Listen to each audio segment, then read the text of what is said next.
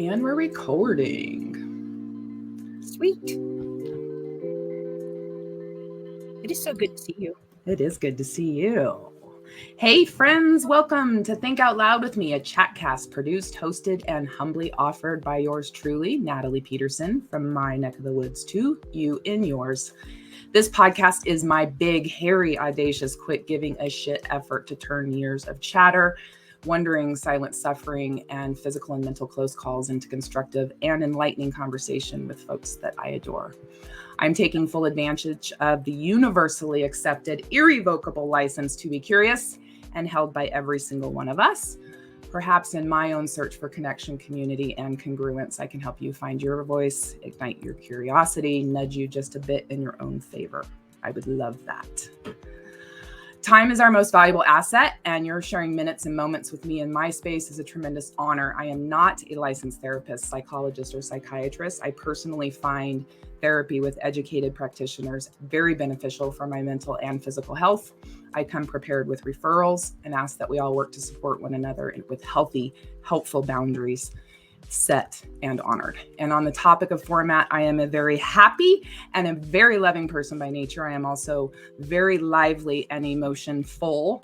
My ability to connect with others in conversation comes in spurts of creativity, vulnerability, and oftentimes snot running down my face. I will curse. My guests will curse.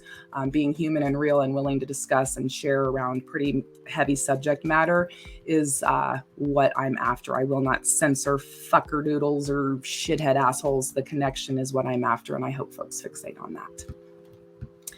All right. I love this. Aren't you having so much fun?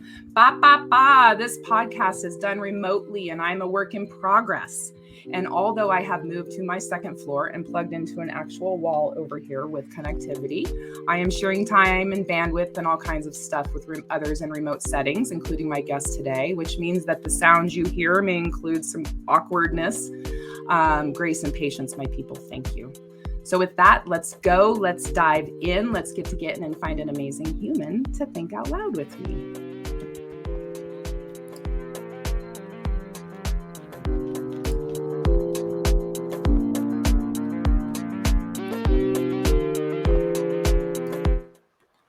All right, you are tuning into episode 4.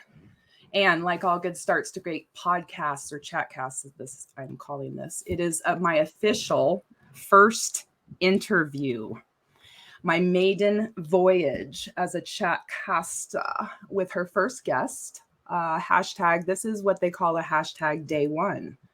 I have them often, and I'm super excited to get this engine running with a particularly fantastic human being, Laurie Stolen. Laurie is the Director of Behavioral Health Services in Larimer County, Colorado. We're up at the top of the state, just shy of Wyoming, just to the left of I-25. Laurie's joining me from her home office in South Fort Collins, up the road from me, and I am anxious to catch up. Before we do, though, she gets to just smile and listen for just a few more minutes. I want to set the stage. I want to go back to where we were.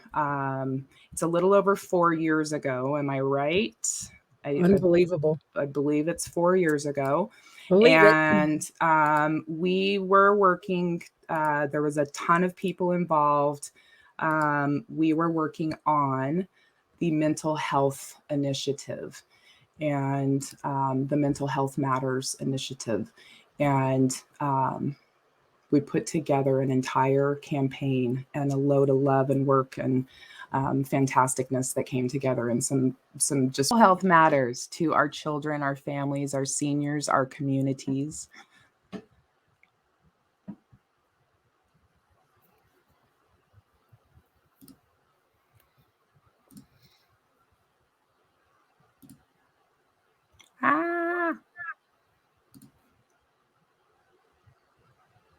So you couldn't hear any of that? I could not.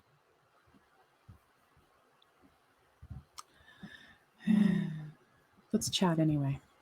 Okay. You saw it. Yeah, I saw it. And I heard you when you voice overed. I just couldn't hear the video You could hear itself. me talking. Yeah. All right. I still got learning to do, right? That's okay. Yeah. I'm a work in You progress. got editing abilities. I'll just patch it right in there.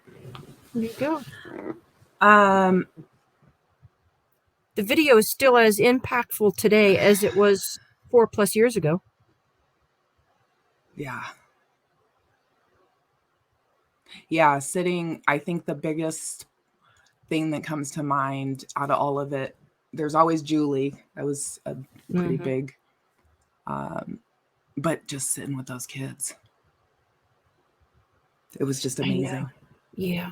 It was amazing. And that's really when that was when it clicked for me. Like, we got to figure this out, man. And boy, things have not gotten better for our kiddos. Oh, man. I mean, like, exponentially worse. Thank you, COVID. Thank you, isolation. Thank you, all that has happened over the past 4 years. Our kiddos are hurting. I have one myself, and she's just in the middle of every bit of it. It's so hard. And folks don't want to necessarily still talk about it. They think it's a fad or it's a trend that we don't. Is that just me project, like, or does it feel like there's still barriers? Do we feel like we've made progress? I think the conversation has grown. The action and figuring out the solutions is where we get bottlenecked. It all comes down to the almighty dollar and workforce, and we just need to get those things solved so we can get the care and the treatment available for everyone that needs it. We can't keep letting the dollars get in the way of people getting healthy.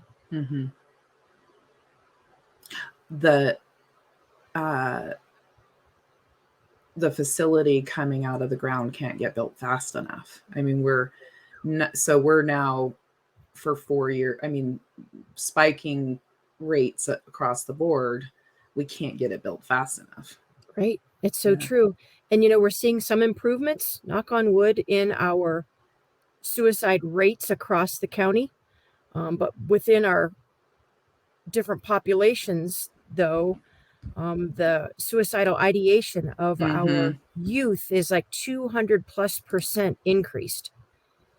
And fentanyl overdoses in general, and how fentanyl has just invaded everything that that we've known.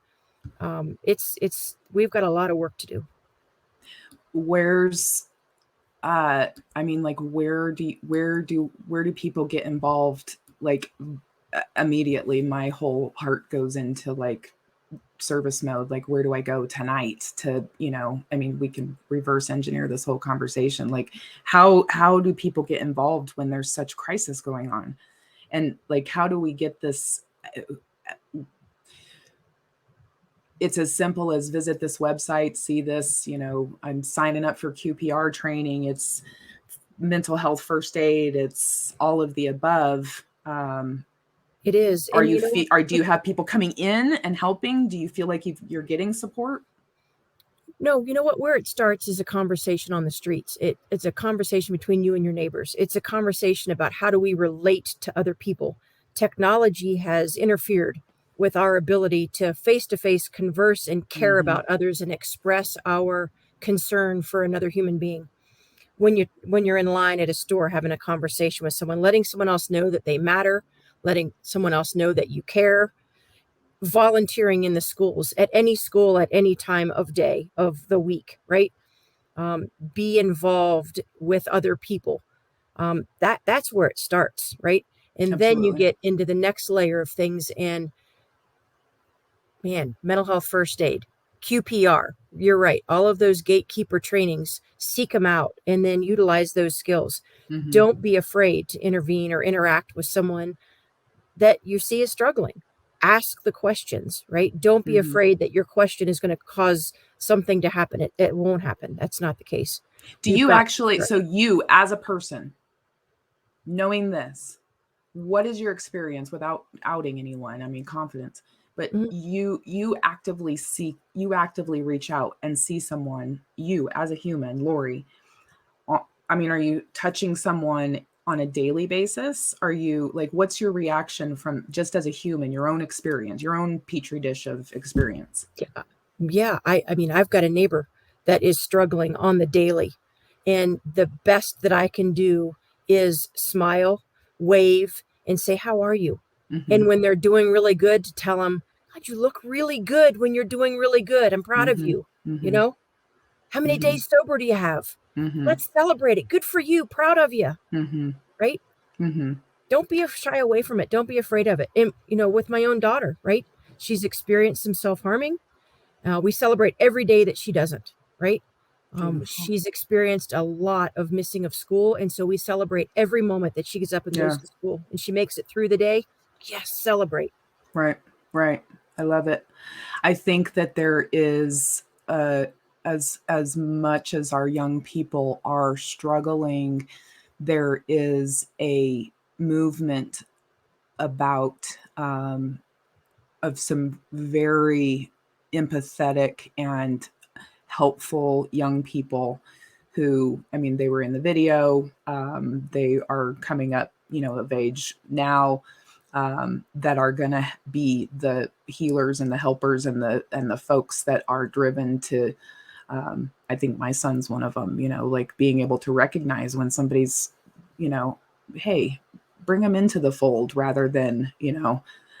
being a Yeah. part of the person, pushing to the fringe kind of thing. So I'm encouraged by the discussion, the conversation that we're having, even just you saying you celebrate. I mean, it is out, and the beautiful conversations that I have with my son and my stepdaughters.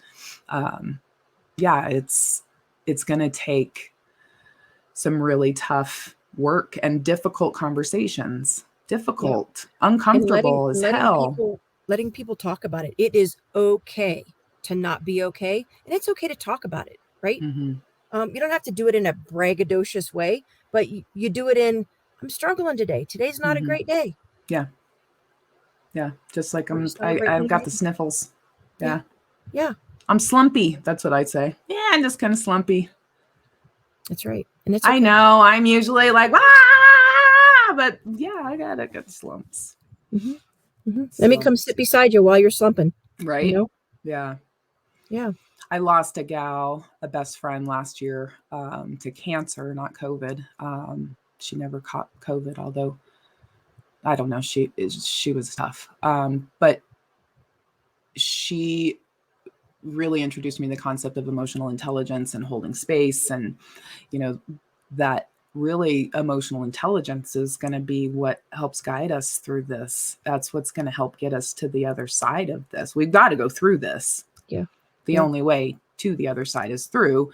So the EQ, the the conversations, the folks that speak up, for instance, in a kitchen, a dishwasher says, this place is dry. You people, it makes me want to commit suicide the way right. Hmm. It's if you got no, these are warning signs. We jump into action. We do right, Yeah. and we have difficult conversations, um, and when we ignite emotional intelligence, we connect with the human being. Um, Seeing some of the folks in that video, is everybody still around? No, no, mayors have changed. Jackie Marsh is the same. Yeah, I see her. Hmm. And she is still as engaged and invested Yep. as an elected official as they can get. It's Yep. amazing. I think one of the most important things that we can do is say, how can I support you? Right. Yeah. And you can say that to anybody at any time. How can I support you? Mm-hmm. Right. It's across genders. It's PC in all the right ways. It's inclusive. It's equitable. It's diverse. Right. You don't offend anybody by It's saying, not "How can I support you?" political. Yeah. It's apolitical. Right. Yeah. It. How can I support you? Yeah. And then just shut up. And Right. then just shut up. Yeah. Yeah. Yeah. Yeah. We don't We have to listen to fix. We don't respond. have to solve. People are capable, right? But anywhere, anytime, doesn't even take special training to be able to say, how can I support you? Yep, absolutely. And so this facility and this way of thinking that you have championed in this county is different. I was visiting with a girlfriend who has a daughter in their state. It's crazy. It's crazy town. It's absolutely crazy town. And I was telling her about you and your team's mission and what you've built, and she was just fascinated by and so I'm wondering if you can spend 2-3 minutes just quickly talking about what Continuum of Care is, and then I want to think about what the facility is going to provide for folks. And 23 is going to be here before you know it. Like I like am really interested in knowing the milestones that you see out there that we can really push towards, both with our voices and with our physical bodies. So yeah. That's my chat. That's my toss the microphone to you for a second. That's Tell your us agenda. about Continuum of Care and why is it so fascinating a concept to people? Sure. First, let me say that we, the group of people in this community that are dedicated to improving and furthering our efforts on behavioral health, are in the midst of developing a new community master plan for behavioral health services, which will be our blueprint for the next 5 years on what are the big things that we can do to expand and enhance behavioral health. That should be ready to distribute and publish at the end of 2023. So it'll be like the full 5 years since we did it the first time. We look at the continuum of care all of the time because there are people from zero. And actually, if you go, how far can you go upstream? There was once a doctor that said, if you want to impact the character of a child, you need to start 200 years ago, right? So how far do you go? Do you go to a pregnant woman and do prenatal? Yes.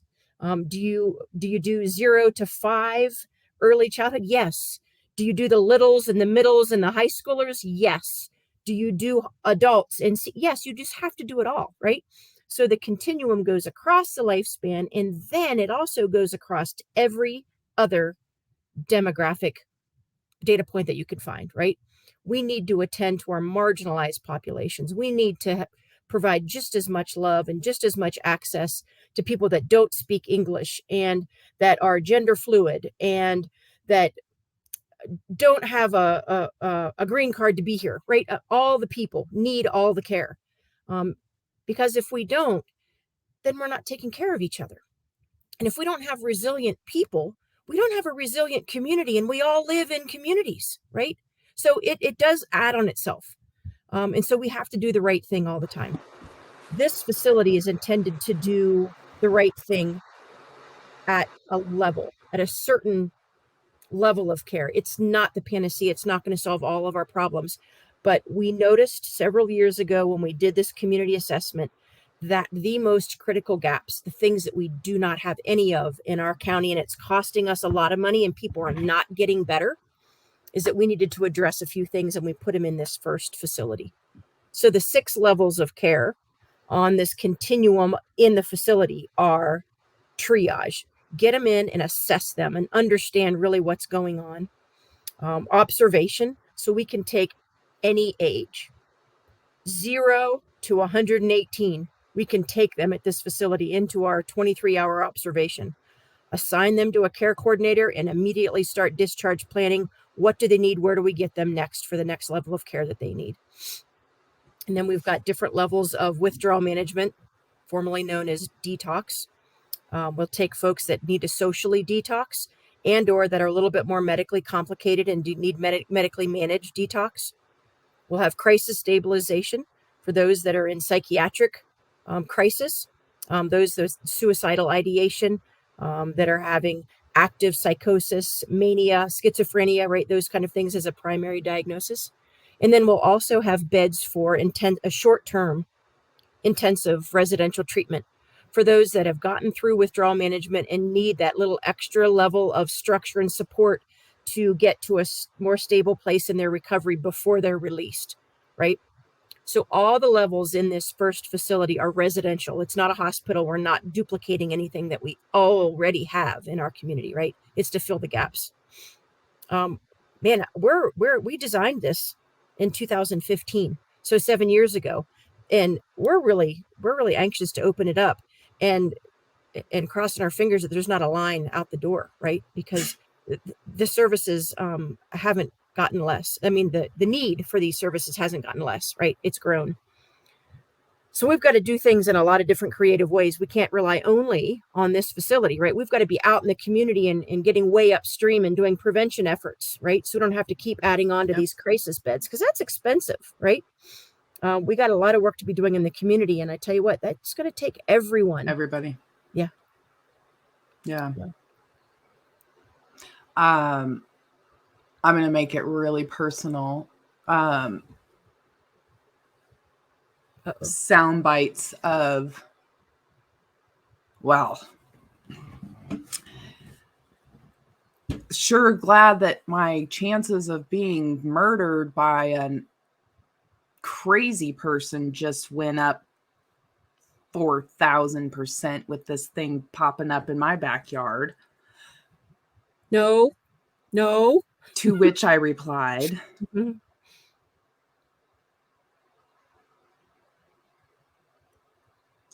I am so grateful that in my backyard, I've been hospitalized for being crazy. And if I needed to walk down the road and find a place that I'm going to be safe, I want that in my backyard. We need this in our backyard, like now. Yeah. And that kind of community involvement. This is everybody's fucking backyard. Thank you very much. Yeah. You can build up, and put your fences around you. But like Fred said in the video, and like we all know, I mean, we all know someone who struggles with mental health. We do it ourselves. We all have mental health days and mental health slumps. What we should be tired of is having to send our family and friends out of state to get the care that they need. That's not fair. No, that's not where they get healthy. People get healthy in their natural communities where people that love them can surround themselves. Absolutely. Yeah, absolutely. When do we get to, so as do you feel like you're building your dream home? Like, what's it like to build a facility that is like, I mean, is your brain and your heart and it's got to be overwhelming to be. It's so overwhelming because it's a life-saving thing, right? And wanting to make sure that everything in this facility is just right for every person that's going to come there and get care. I want it to feel safe, and everybody wants it to be welcoming and a successful building that's working on this project. And so there isn't one person that I have been working with throughout this whole process that doesn't want it to be as successful as we all imagine it could be. And it's going to take a team. And I got to just throw in a plug for Summit Stone Health Partners, who the county is contracted with to provide the clinical services in this building. Man, do they care. Yeah. Man, do they care. And man, are they putting the effort behind the work to hire the most top-notch people they can to run this place. And so we sure are trying to make sure that we get it right. We needed it a long time ago, and so the doors can't open quick enough. And I think that we have a team put together that's going to make this happen.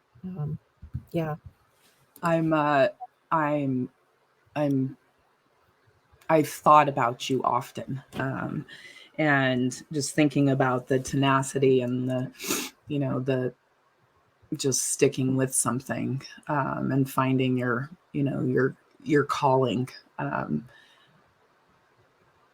You like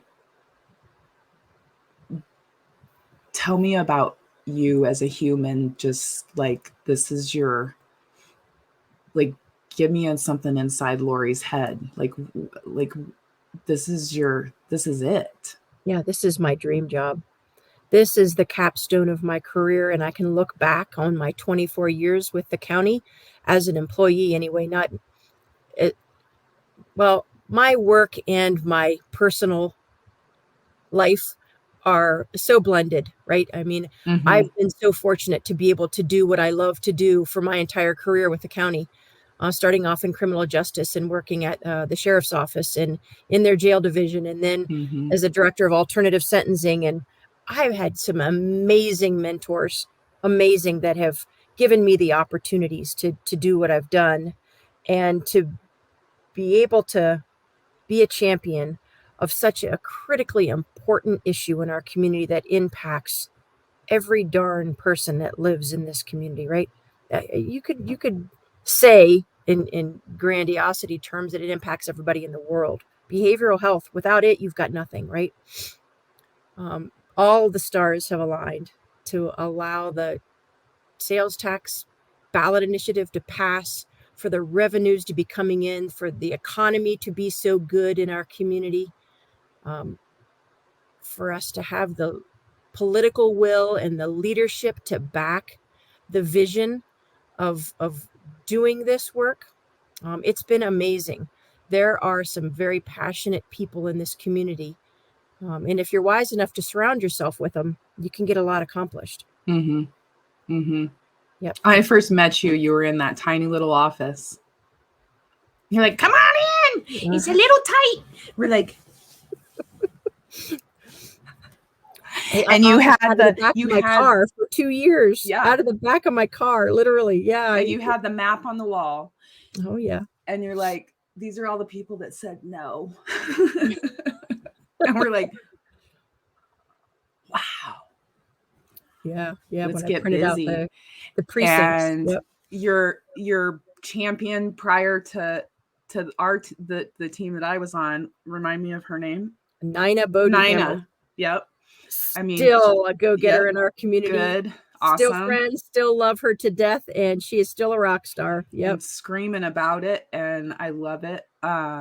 And just to and then you and Gil coming on and just taking it across the finish line, right? I mean, we had fun. The video that was done. I mean, the Telly Award that Arcadia Pictures got, right? That we were right alongside of that amazing work. That one pops up on Facebook. It's fun. I met somebody, they're like, oh, Telly. I'm like, I like my Telly. Thank you very much. It's in my office. Yeah. Most of that pride is the fact that it impacted my life in ways, I've come from a family that has struggled with mental health. My father committed suicide when I was 23. Why is it you can't ever remember those kind of things? My mom struggled my entire childhood and my adult life with mental illness, alcoholism, everything that you can throw at, and it, struggling as a human, wanting to help other people and being called to help other people. It wasn't until really this campaign and everything that we did together to get this sales tax passed that I flipped into a different state of mind, in terms of like, this is real, folks. This is bigger than we know. That's big, Natalie. Thank you for sharing that, because, if we could all share our stories, you imagine how much more we'd find that we have in common than we are different, right? Right. Yeah. And we're beautiful humans, each one of us. And our core, our essence is, under layers of And we're tough crazy. and we're fragile, right? Yeah, We're tough and absolutely. fragile. Yep. Yeah. Yep. Courage and vulnerability, right? Brene Brown, and being in the, and that's the other big thing, being in the arena, right? That's where you have been square in the arena for years now, and bless you for that. The concept of, coming out to fight a fight, and despite what anybody throws at you, and she talks about, you probably recognize it, she talks about, if you down here on the arena floor, you're going to get bloody. It's uncomfortable as hell. You are going to get your teeth knocked out. You're going to get called names. It is freaking tough. Right. And so if you're up there there are nosebleeds and they're throwing shit at you, and those opinions, no, you got the cheap seats, babe. Yeah. Stay up there. That's right. Right. You want to get down here? Let's go. Mm-hmm. Right. And that takes a different kind of chutzpah, if you will. So I've always been in awe of you since I met you, but I still, to this day, for that drive, it's beautiful. I'm inspired by all of the people that continue to fight this good fight, right? Mm-hmm. Just today, we were out at the site of the new facility, and they put the final steel beam, the topping off ceremony, and all of the construction dudes that have been on this job were there, and they were all standing around, and I got tears in my eyes. They're not just there for a job, but they know what they're building. And they care about this building that they're building. They know the impact that it's going to have. And I stood around and talked with them. The commissioners were there, and we sat down and we ate lunch with these guys that are building this building. And they were telling their own stories. And they have a great big banner hanging on the side of their construction trailer. And it's the mission and the vision of this facility. And each day they come to work and they see that mission and vision of the facility, and they know what it's going to be. It was powerful. They care. They're part of a community. They are part of it. Yeah. And it's awesome to see it coming up out of just with the backdrop and with everything. It really is awesome. If there is a physical, object that represents the hope, and the safe space, that's pretty tremendous. These construction guys stood in line to sign the I-beam because they wanted their name. They want their name on it to go down in history as part of this amazing project. Yeah. We are going to be known as a center of excellence, a national training center for people that are interested in a career in behavioral health. If you want to become a behavioral health badass, you will come to Northern Colorado to get the training that you need, with paid internships, opportunities to get the skills and the hours that you need to get your credentials to be in the behavioral health career field anywhere in the United States. That's an exciting path to be on. That's fantastic. And it's very real, and it's very possible, and it's all happening, and it's just the right time. It couldn't be more, it couldn't be more timely. And I'm talking to people that I had lunch with someone yesterday who's already they've got that facility on their radar. They're interning right now at UC Health, and they have 23 on their radar from when they want to get over there. That's their dream.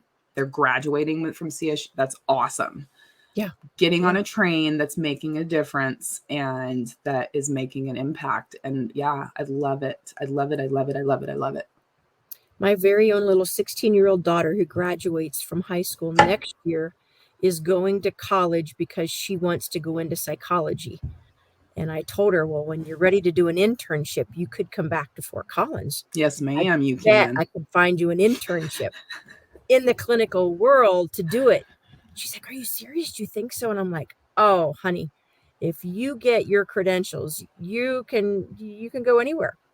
Yeah. Behavioral health workforce demand is huge. It's huge. It's so needed. And if you have a heart for that kind of work, man, there's nothing more satisfying, No, and I think there's a lot of I mean, well, let me project for a minute. There's fear, right?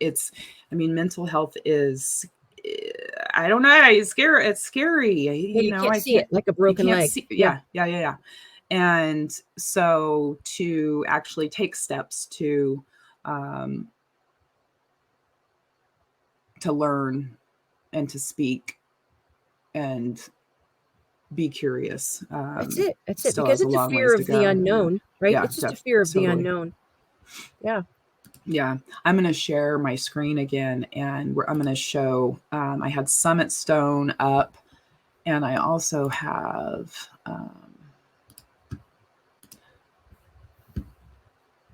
so let's see, where's my screen here? There we website. go. So construction, now it's going to start populating the slower on the actual screen, but I just want to show everybody where things are at, just to get more information about the behavioral health facility. It's on larimer.org. And then I wanted to mention that you all are having, I signed up for an open community forum type information session. Is it okay as a person who wants to be involved in caregiving comes to a caregivers and first responders lunch and learn presentation? Lunch and learn. Yes, thank you. Perfect. Absolutely. And anybody that's interested in employment or career-wise, they need to go jump on the Summit Stone Health Partners website. Yes. But learning about the facility, learning about what's going on in the facility, when it's going to open, all the things about it. The lunch and learns that we put on the first Wednesday of every month, they are the perfect place for people to come and learn more. And there's more information about those on the website as well. Great. Yeah, you guys have Our done grant really well. program opens up on June 1st, right? $2.5 million we've got to distribute through grant programs. And that's on the website, so you can apply online if you're interested in applying for grant funding. Tell us who took advantage of it last year. We awarded a little over $2.5 million to 38 grantees last year. And across the county, school districts, youth providers, the Boys and Girls Club, the Center for Family Outreach, Matthews House, on and on and on. And we have them listed on our website if you go under the last year's grant program. But these are the 6 targeted projects that we're funding. And you can drill down into there and learn more about, we're wanting to drive these dollars towards specific outcomes where we have heard from our community where they're, the biggest needs are. And so we really are trying to drive these dollars in the right ways to fill the gaps that we've heard about in our community. Love it. And to be clear, the funding for this is all sales tax initiative fund. We are funding this. So yes, it's dedicated remind sales us, tax. It's dedicated sales tax. Yep. It's us taking care of ourselves with our own money. It's pretty fantastic. The county is the fiscal party that collects the sales tax, but the dollars are dedicated to only behavioral health. It can't go not $1 can go back to the general fund and be used for anything else in the county. It is all earmarked for behavioral health services, which is really awesome. It is an incredible, it's an incredible thing. And I think it's going to be leading the conversation in a lot of places. You're a busy woman already. It's fun to be able to talk about how we've done it here and how it's been successful and how we've created this public-private partnership. How we have the elected officials from all 8 municipalities dedicated to this cause and willing to be on an advisory committee and share back to their constituents in the different towns and cities that are in Larimer County to make sure that we're hitting the mark in every community, right? That we are reaching our rural populations and our underrepresented populations. We just, we're attempting to put these dollars in the places that they haven't been before. I love it. Yeah. I love you. I'm so excited to see you. Thank you so much for helping share this word. It's really important that everybody talks about it And we have to be brave sometimes, We have to be brave. And I commit to you and everyone listening to be brave, because that is what it's going to take. And to reach out and to be in this community actively, because of our differences and because of our ability to support each other. There's room for all of us and our essence, so when do we get to see each other again? I'm going to see you presenting on the 18th to the caregivers and first responders lunch and learn. I'd signed up for that, and I'll get some folks rounded up. And then I'm going to commit to sharing more just about what you're up to and really helping spread the word, because there are loads of opportunities for us to amp it up. And there's no time better than the present. Our kids need us, our seniors need us, our veterans need us, our mothers need us, everyone. I can't. We all need each other. We need each other. We need to care, right? We need to unify. We need to care. We need to end the division. We all have much more in common than we do differences. And when we start caring about each other, we will all begin to heal. It will. I hear you, and I love the message that you have completely committed your entire life to, and you inspire me 100%. I am going to, at the 48 mark, I'm going to wrap this up with, I'll just wrap it like in a big, huge, heartfelt, like big, energetic squeeze of friendship. And big red bow, for connecting with me. And Laurie, you're a beautiful human, and I appreciate the connection that I have with you and the connection that you have with this community. We are incredibly lucky to have you. It's my honor to be here. I appreciate you. I hope everyone has enjoyed listening. This concept of thinking out loud with me is something that I'm pretty excited about. I think we can do more of it, without fear of judgment or saying the wrong thing. We can think out loud, and I really appreciate you doing that with me. So come back and see me, will you please? Anytime. I would love to. I love it. Thank you so much. Can I just stop by the construction site? Can a human being, public person, just stop by? Not yet. The public can't just stop by yet. It's an active construction zone. It is an active construction zone. Yeah. No, Natalie does not need to go filming or doing anything crazy. Right. Got it. When we get closer to the ribbon cutting, if you will, we will absolutely be announcing in all the big ways about public tours and coming to see before we open the doors for care, right? Okay. So we will give everyone a lot of opportunity to come see this amazing new facility when it's not an active construction zone and somebody might have something fall on their head or get electrocuted or something. We would never want that to happen. Yeah. Details. I will continue to drive by every time and lay on my horn, and they wonder who it is. It's me every day on my way to school.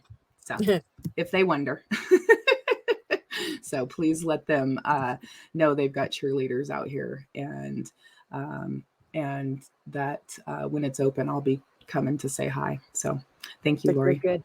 I appreciate you. For sure. Signing off. Mwah.